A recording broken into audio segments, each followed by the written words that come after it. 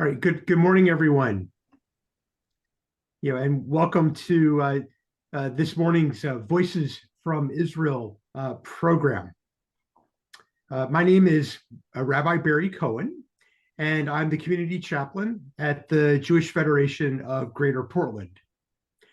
The last 100 plus days have been challenging for all of us, and especially for our brothers and sisters in Israel who have been traumatized since the horrific Hamas attacks in Israel and continue to live in a state of limbo as so many are deeply impacted every single day. Here in Portland, we have also been impacted and have been working to bring our community together. We've held solidarity gatherings and vigils for the hostages.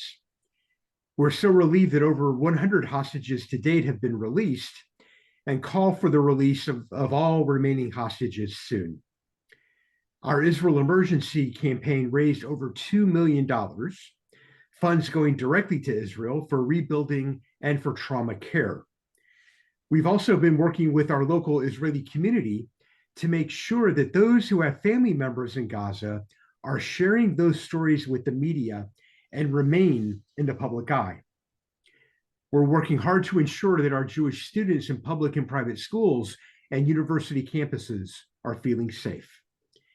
And we're doing our best to counter anti-Semitism that has been spiking since the October 7th attack.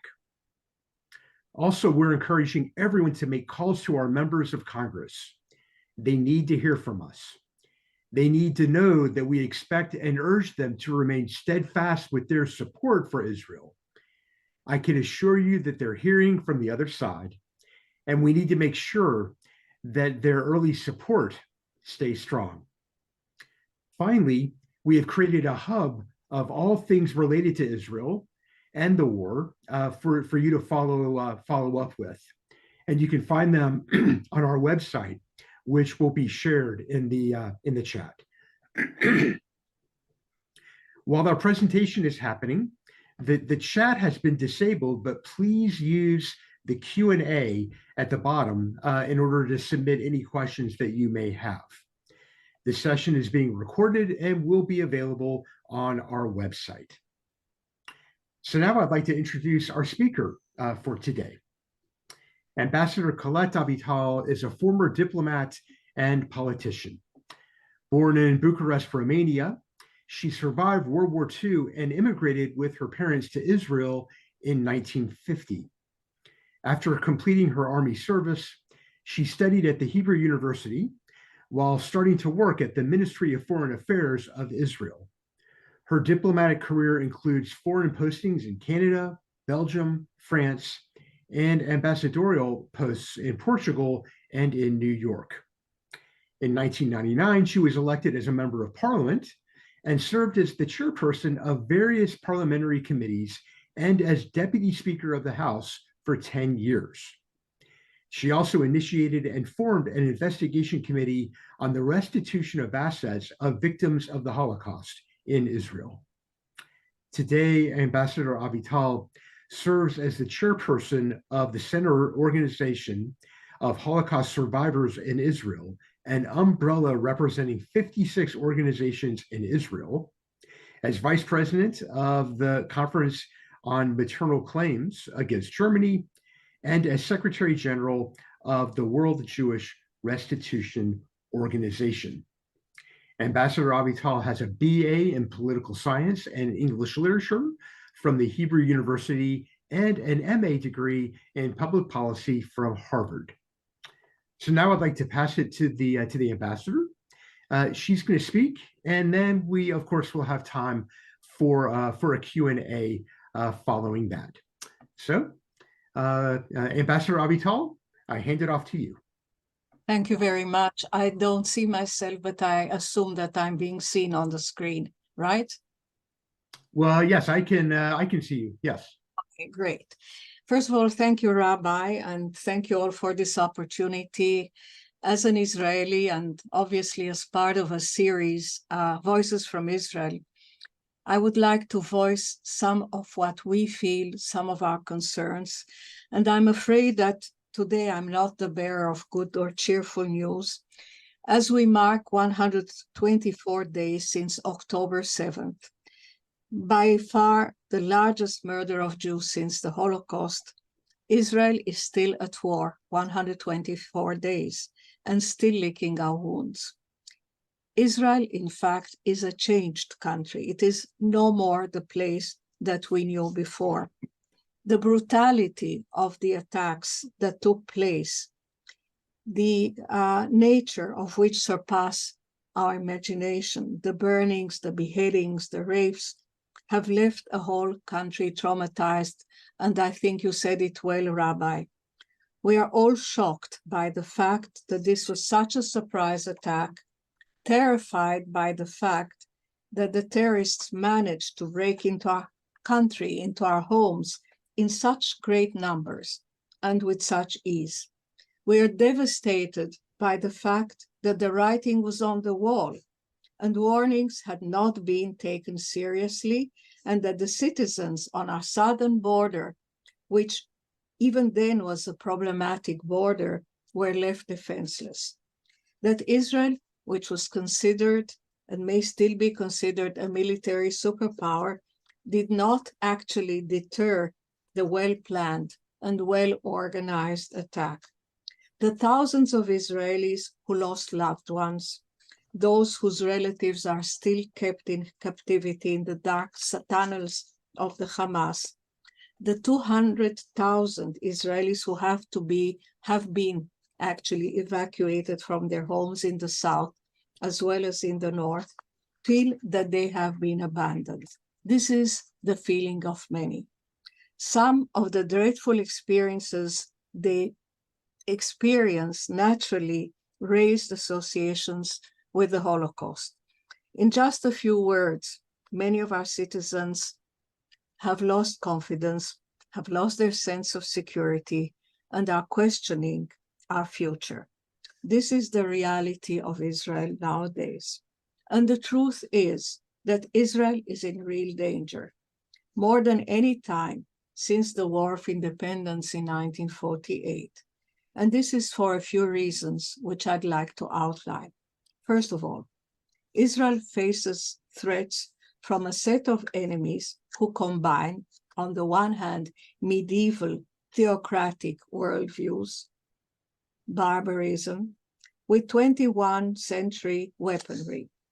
These are no longer organized little groups or small groups of militiamen, but these are modern armies with brigades, battalions, cyber capabilities, drones, long-range missiles, and rockets that reached almost every part of our country. We're speaking of the Iranian-backed Hamas, of the Hezbollah, also backed by Iran, of the Islamic militias in Iraq, of the Houthis in the Yemen, a new enemy in town. And now the Hamas is also being embraced by none other than Vladimir Putin. The tons and tons of military equipment our soldiers found in the tunnels and are still finding every day in the tunnels and in the houses, those were provided by Iran and Russia, and we have proofs of it. Some actually were also locally manufactured. The fact that 124 days after the beginning of the war, parts of this arsenal still exist, that they still fire rockets at us, not with the same frequency, but still. All of this gives you an idea of the size of what the Hamas had built, a whole underground city with all the facilities and with hundreds of miles of interconnected tunnels. Now, those enemies of Israel are not seeking a territorial compromise, nor are they really motivated by their desire to create an independent Palestinian state. You all know, I probably don't have to remind you, that Israel withdrew completely from Gaza, its citizens, its infrastructure, everything in the year 2005. I can assert without any hesitation that had they wanted a Palestinian state, they could have had it long ago. But instead, they spent the billions of dollars they received in turning Gaza into a huge garrison instead of turning it into a flourishing country. And in their hatred, their goal is to kill as many Jews as possible. This is their charter. This is their ideology, to collapse the confidence of the Israelis and basically to end our presence in our country. The second danger Israel faces while still fighting is the spreading of the conflict in other areas. To the north, with the Hezbollah, who continues to attack every day, every night, in order to attract us into a real war. On the West Bank, which flares up, and of course, the Houthis, who have managed to fire long-range rockets at us. Our real challenge, is to avoid that war, and at the same time, to eliminate the danger to our population in the north so that they come back to their homes. The third generation I see is that the only conceivable way that Israel can generate legitimacy, resources, time, and allies in such a difficult war, it is if it has unwavering partners abroad. You are all aware that all the attempts, the pressures to make Israel stop the war before it achieves its aim, and our aim is the total eradication of the military power of the Hamas. So far, the international attempts at the United Nations and at the International Court of Justice in The Hague have failed. But what the world sees and what you see every day on your television screens are the images of the destruction of Gaza, the refugees, and all of this has its impact, and one tends to forget now who started the war and who was the victim. This is Israel's situation right now in the world media. The Palestinians, backed by a very strong Iranian infrastructure, have a very powerful propaganda machine which is spreading lies.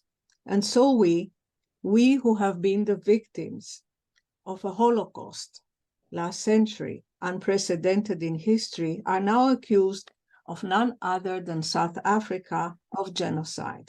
Yes, there are victims on the other side, it is true, but one has to remember that the Israeli army has to fight in an urban house-to-house war, and that this does create, unfortunately, civilian casualties, innocent men and women. Those civilians are human shields, which the Hamas is using in homes, hospitals, and mosques.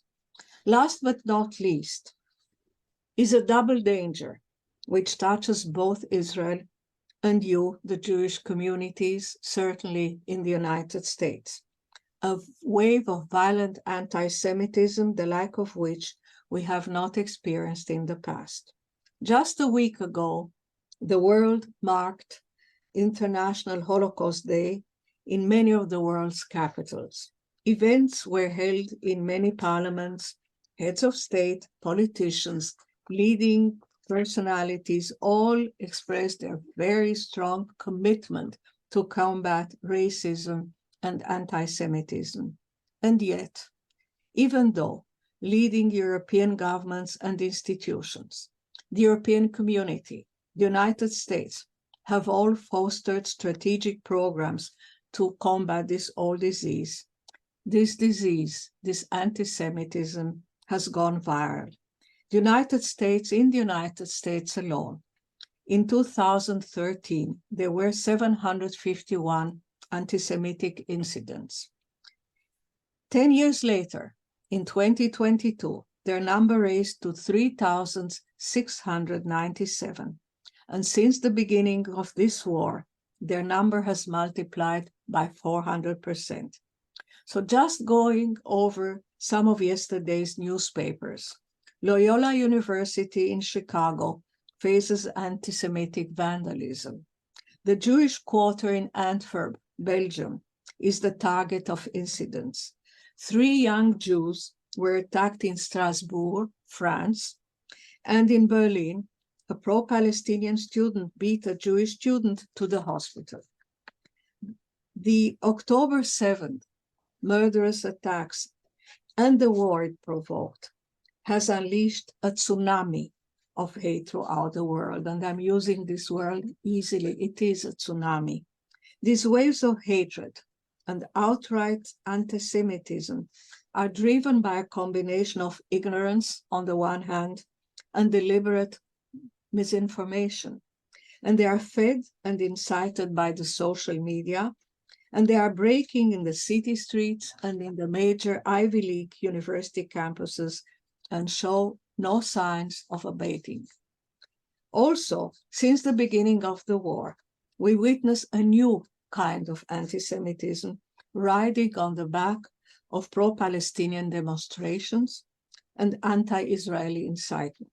The size, the violence, the frequency of these demonstrations, especially in the United States, are also unprecedented.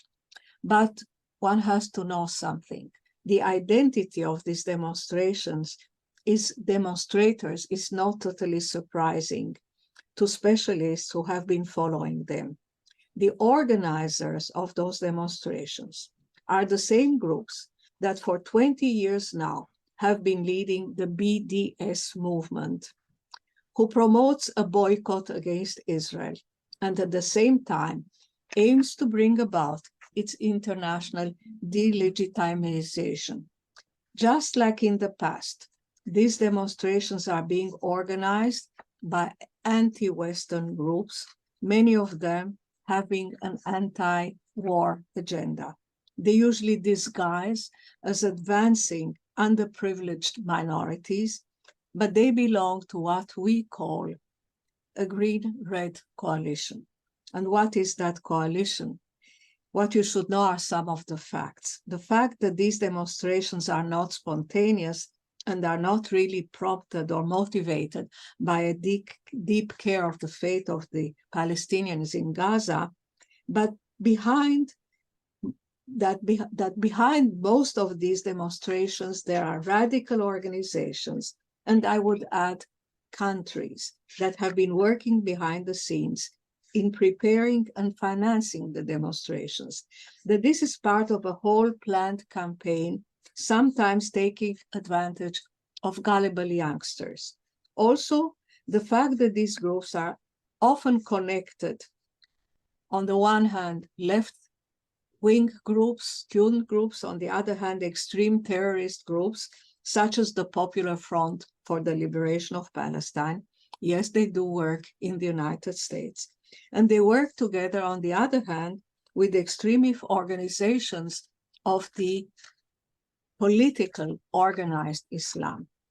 This new form of anti-Semitism is based on what we call a post-colonial theory, according to which the war that the United States declared to terrorism after 9/11 was actually meant to conquer and rule the Middle East. And since Israel is an ally of the United States, radical groups have marked Israel as a target. Israel considered the white man, the post-colonial movement is against the white man, and we are being accused of leading an apartheid policy against the poor, oppressed Palestinians. So in this equation, the Palestinians are the natives, they are the victims, and we, the white Jews, are the colonizers. These beliefs are promoted also by weakened minority groups who have different agendas. For instance, climate change. They all unite against the establishment, which in their mind oppresses them. This explains, for instance, why Greta Thunberg, the young Swedish girl who has become the hero of the struggle against the climate change, has declared that Israel should be crushed. As to the Muslim groups, the Hamas has branches in Europe and elsewhere, and these groups are supported by networks belonging to the Muslim Brotherhood. In Europe, the Muslim Brotherhood presents itself as being moderate, and so they are accepted by the leaders, by the governments, as legitimate representatives of their communities, but in fact, they do not represent a majority of Muslims who may be a little bit more moderate. One of the organizations which is participating in the demonstrations in the United States is Students for Justice in Palestine. And this is an Islamist organization which has managed to mobilize additional organizations such as Muslims of the American Society and other organizations. And they have not only managed to mobilize the masses, they have also managed to spread extreme hatred of Israel and hatred of the Jews. And as you have been following these demonstrations, you know that this poison has also permeated your campuses.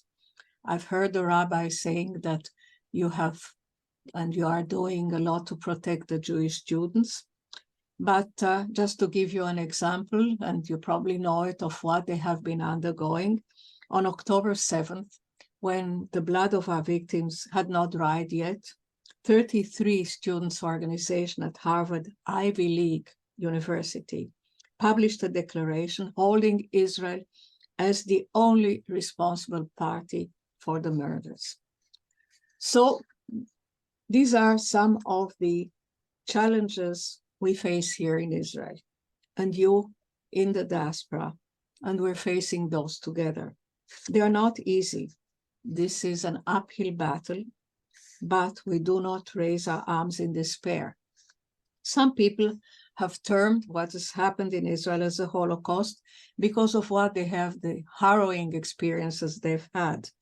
It is not. Today, we do have a country of our own. We do have an army to defend us. And more than anything, we are on our feet and we strike back. And unlike in the past, we are not alone. I have no words to say how extraordinary the support and the assistance we get from the United States is, and how grateful we are. You cannot take it for granted, neither can we. And who would have believed some 80 years ago that Germany would be one of our stronger allies and defenders? So we're not alone. And let me end by saying something about our people. Yes, it is true that we're people with a long history of persecutions. And we are a people with memories of the past. But we are perhaps different from other nations because of our resilience. In all the catastrophes we were subjected to in the past, we have always risen from the ashes. Israel was not created because of the Holocaust, but in spite of the Holocaust. And there is no doubt that we will rise again from these challenges stronger and more secure. Thank you. Well, well, thank you, Ambassador Avital, for sharing those words, just to give us additional insight and awareness of what is going on. We now have an opportunity, to use the Q&A function to ask questions. As that hopefully will get going. I'm curious, Ambassador, can you share a little more insight into what is going on with the Israelis, both in the north and the south, that have had to leave their homes in order to be safe? I don't think that's being reported that well here in the West about the internal displacement. So in the first days from the area around the Gaza Strip, the kibbutzim and the moshavim around there, and even from Sderot, people were taken to a number of hotels, some of them near the Dead Sea, some of them, they were spread out. They tried to leave them as groups from the same kibbutz. So some came to some of the hotels near the Dead Sea, others in Eilat, others in Tel Aviv and Netanya. Then we started having problems with the north. So those were evacuated also to hotels around the country. Mm-hmm. Now, if you are in a hotel for 2 or 3 days, it's great fun. if you're there for a week, it becomes a little bit sticky. But if you're there for 4 months, whole families, mother, father, children, usually 4 people in one room, with not very much to do, it grows to be not bearable. And a lot was done, first of all, in those hotels to create schools for the children, to bring people, psychologists, psychiatrists, to help the people who had really gone through hell. But that cannot replace being in a permanent, and also the fact that they live with no certainty what's going to happen, if they can go back home, if they want to go back home, if some of their homes will be rebuilt.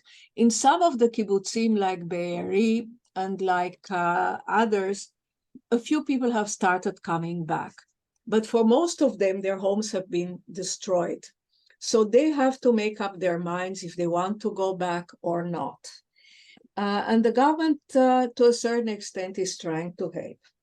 But what I would like really to add, and I think that this doesn't exist in any other country, really, the extraordinary solidarity and wave of generosity of the Israeli society, almost from day one, getting together clothes and food and clothes and underwear for the soldiers, families coming to cook for them hot meals, and this is still the case.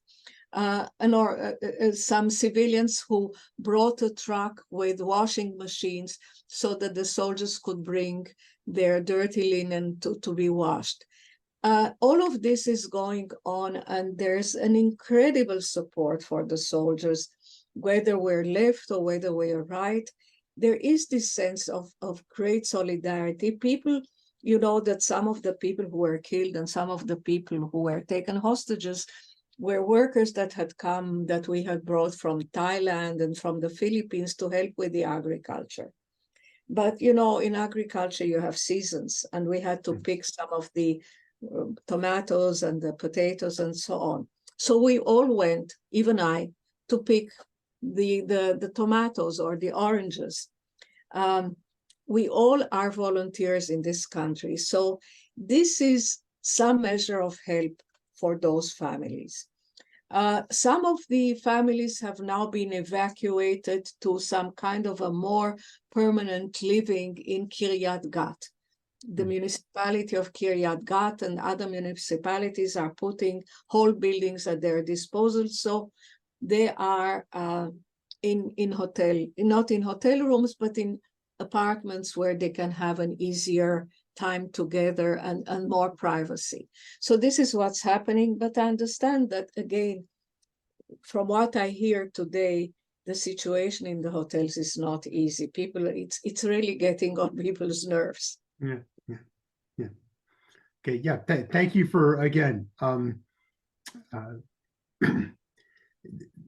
obviously so much is going on. There's so many moving parts, and we're always concerned that people who have been victims of these past months are just being forgotten, being overlooked. So, no, thank you for not, because we don't. Civil society makes sure every day that the government doesn't forget, and every day there are discussions in the Knesset, in the various committees, and every day we push for laws to compensate those people, to make sure that some of their homes are being rebuilt.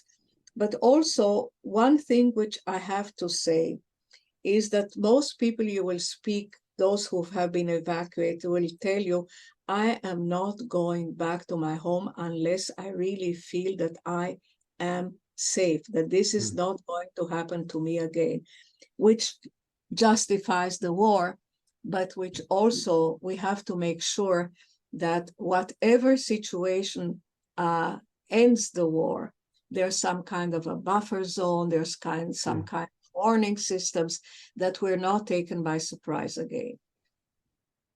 Yeah. Well, in the spirit of what happens down the road, for years and years and years was the vision of a two-state solution. Can you share a little information on what effect October 7th has had upon that whole even option or that vision of one day there being a two-state solution? I want to be candid, Yeah. depending whom you ask. There are people who have not supported that idea because they wanted to settle in the territories and because they believe that this is our land. So they will tell you, aha, you see, you've been naive. Now we have a proof that this cannot happen. Our prime minister has declared in the past that I think a few years ago at a conference at one of the universities, that he believes in the two-state solution. I don't think he believes in it anymore. And I don't think that this is an option for him. And again, to be very candid, he knowingly strengthened the Hamas in order to avoid the Palestinian state. I mean, this is a known strategy. He didn't begin with it. Sharon began with it. That was the strategy. This is why Sharon withdrew our citizens from the Gaza Strip in 2005.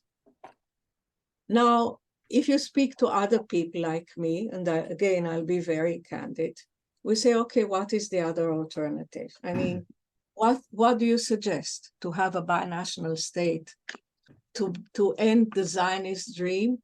We have to be able to separate. We have to have our Jewish state separate from any Palestinian entity. So whether it is we who think we're realists or who believe in a future of Zionism and of a Jewish state, we think that every day that passes puts this option in danger. So I don't know what will happen at the end of this war. I do know that this is an option which your president wants to make sure that is on the table. This is also the option that other states, including European states, Arab states, are putting on the table. So let us hope that in the long range, we will be able to do that, because otherwise we will get again and again and again into the same circle of actions and reactions and terrorism and wars and more hatred and more wars. So at some point, this will have to stop. Well, I see a question has been asked that's related to this notion of who are the supporters of Israel at this time. So a question was asked, how do you view the current support from the American government for Israel? Quite extraordinary in many ways. I think it's unprecedented, not only in terms of Israel, but in terms of American foreign policies, a superpower supporting and having Israel, a small country, as its ally. And the generosity, and look, your Secretary of State Biden has arrived for the 5th time in Israel in 2 months or 3 months. Other, whether it's Mr. Sullivan or others, or you are present here in the fact that, in the Second World War, there was no American Navy saving Jews in Poland. But today you have the American Navy near Haifa. So this is something which is unheard of. And I think that at least those who understand really appreciate it. And let us hope that this will continue. But sometimes I think we have to also be able to be much more in line with American policies. More in line with American policies. Yes, well, I think we should hear more when President Biden says that there should be no violence of settlers against the Palestinians, etc. I think that we should comply more and we should do more of an effort on our side. Okay. Yeah. Thank you for clarifying what you meant by that. How great are your concerns that this is going to continue to escalate? You know, you mentioned the Houthi terrorist organization. There's always Iran in the background. I mean, do you think this is going to be contained? I don't know if I have the answer. I know what I hope for. If I analyze, look, we now understand how much Iran has been behind everything. We know yesterday only in some of the tunnels that our soldiers found, they found evidence of the money, of the transfers of money, not only of Qatar, but of Iran, not only armament, but also money, millions of dollars. We found all the books, all the evidence. By the way, we found a lot of cash, millions of Israeli shekel in sacks, which those people, they were not meant for the people, they were meant for the terrorists to be able to use them.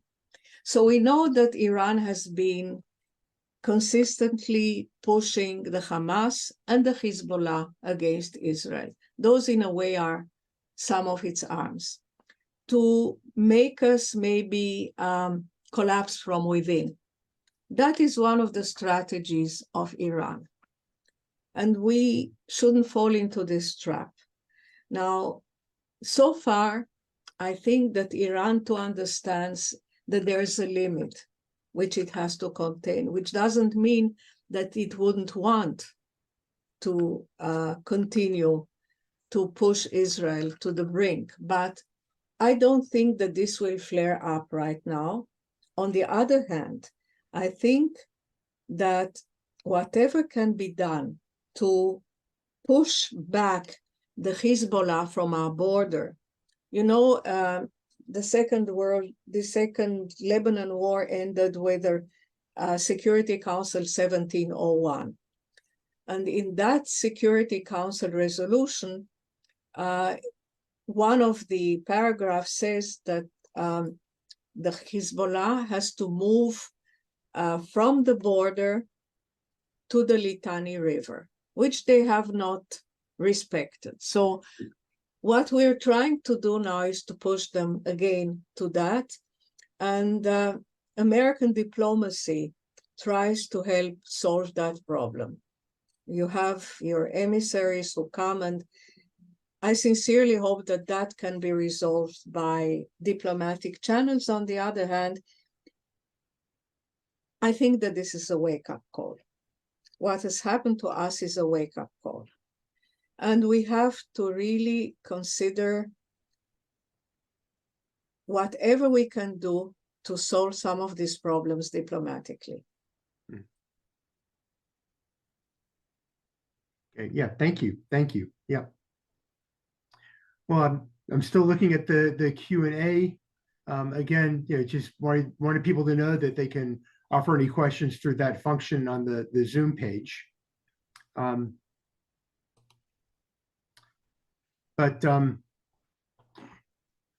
I ask you a question? You or the public, were you aware of what is happening behind those demonstrations? What groups are involved? How much they've been organized, including by Iran? Did you know that? I guess the easiest way to answer that is that, yeah, it's much more complicated than it looks like on the surface. Yeah, exactly. Yeah, that there are certain strings being pulled, right? Many strings. Yeah. With a lot of money and well organized. Right, and like you mentioned, a lot of what's going on in college campuses, you know, things are not necessarily what they appear. Yeah. Exactly. And I mean, that's why events such as this, it's so important for for you to share this information with us so that we're just much more aware of what's going on and how we need to be very critical and not just accept things for how they look. No, the question is really how do we combat that? I mean, Yeah. you see the efforts that are being done everywhere to combat anti-Semitism. Mhm. Once you have TikTok Mm. and X, etc., pushing that, it's very difficult to overcome. So I Yeah. think, honestly, one has to put our heads together to try to figure a way how to combat all that hatred. I don't know. I really don't know. I know where it is. I know where it comes from. I know that many people fall in that trap. Mhm. I know there's a lot of ignorance, but I would make it. I mean, if I were in power in Israel, I would make it Mm. one of our first priorities to work on the campuses, to Mm. promote programs that teach uh, what this is all about. Yeah. There's no counterbalance right now. I mean, some of the intellectuals and the academics teach that new form of post-colonialism, Mm. which we have no answers. So we have to think what it is that we can teach on the campuses and what it is that we can do there, and not just to protect the students, because that we need to do, but to be able to educate people otherwise. So I don't know. My own feeling is much more education. Oh yeah, I'm absolutely. Because we always have to think of how are we going to give the next generation, the tools that they need to have that um, sense Rabbi, of you speak connectedness with to our people, the diaspora community, the Israeli community, so that ties remain strong um, on yeah, all levels within the Jewish community. but only not just Yeah. the Jewish community, all these youngsters, the 33 organization of students Mhm. who blame Israel for what has happened to it. Those will be the next leaders. If I know something about Harvard, those will be the next leaders of your Mhm. country. This is where your leaders will come from. So we have to be able to speak to these people. We have to be able to see how they have been infected, what they believe in, Yeah. and try to give them what the truth is. Mhm. Mhm. So that I think should be one of our concerns. Yeah, agreed. Absolutely agreed. Yeah, yeah. I see another question that was asked on whether we could get a transcript of the words that you shared. I didn't know if that would be possible. Yeah, sure. Okay, okay, okay. And Thank make you. sure. Okay, good, good, good, good. Okay. Well, look, if there aren't any other additional, questions from the group, so it's 9:45.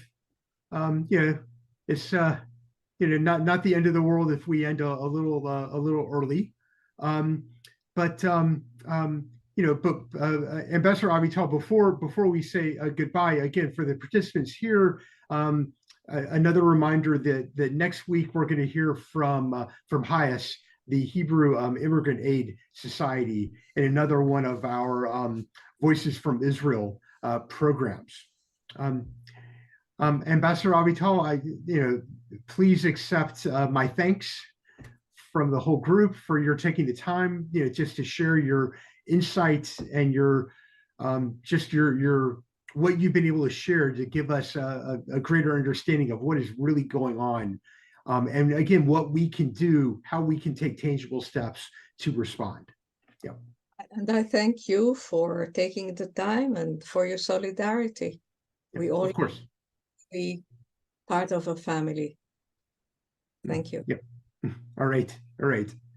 Have a Okay. Well, again, thank you everyone this morning for taking part in this program, and we hope to see you next week. Okay. So you take care.